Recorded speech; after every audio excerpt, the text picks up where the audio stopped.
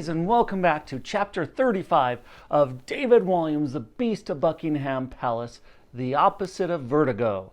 Now, make sure you pay close attention because you will be restating the question in your answers for full points, and use complete sentences. If you're restating the question, you'll already have your sentence. Just make sure you add that period in the capital. Let's get started.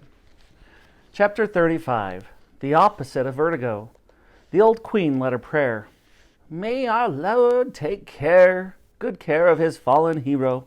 My lady in waiting, Agatha, was always there for me to hold an unwanted bouquet of flowers, or pass me a bottle of hand cream, or take the blame for one of my particularly boisterous bottom burps. As she tried to lay her friend to rest by closing her eyelids, Agatha woke up with a start. "You poked me in the eye," she protested. "You're alive!" exclaimed the old queen. "Yes, of course I'm alive. Now, for goodness sake, help me up." Alfred, Enid, and the old queen hoisted Agatha to her feet. "Actually, I'm feeling a little dizzy. Can I lie back down again?" "There isn't time," snapped the old queen. "Alfred." "Yes, Grammy?" "Search the guards for keys." With all his strength, Alfred rolled one of the guards over and found a set of old iron keys on his belt.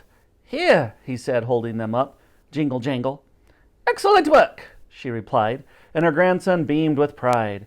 The old queen and Enid held on to the laser guns as Alfred led them to the door at the end of the hallway. It bore the sign, Clock Tower. Alfred put the key in the lock of the door, and success. Click! The door opened. Alfred tiptoed inside. Whatever the opposite of vertigo is, the boy instantly felt it as he looked up at the endless flight of stairs that led to the bell. There were 342 steps. He would never have been able to climb that many steps before, but now, somehow, it felt possible.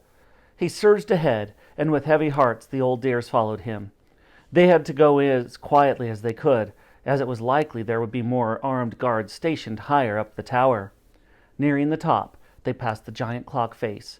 It looked as big as the moon, and as bright as it too, illuminated as it was against the inky sky.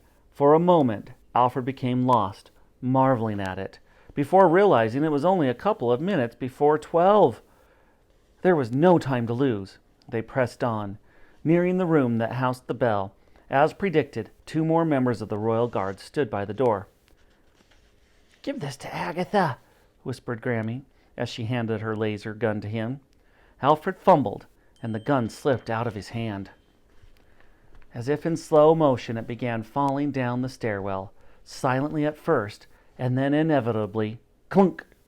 Spinning it hit the balustrade, clunk, and again, clunk, until it clattered all the way down to the floor below. Clash! There was an eerie silence for a moment until the royal guards above leaped into action, blasting their laser guns down at the intruders. Zap, zap, zap! And that will do it today for Chapter 35. Now, remember, restate the question. That's going to be your complete sentence by restating the question, and that's already done for you. The question's there. Use those words and then answer it. Best of luck. We'll see you tomorrow.